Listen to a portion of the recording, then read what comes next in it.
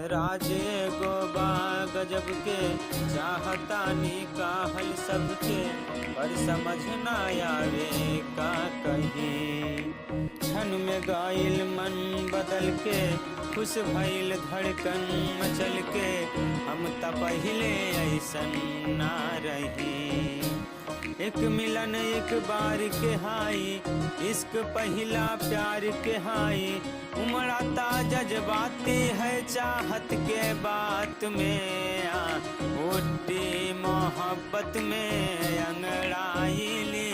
दिल का सौदा हुआ चांदनी रात में, वो उनकी नजरों ने कुछ ऐसा जादू किया।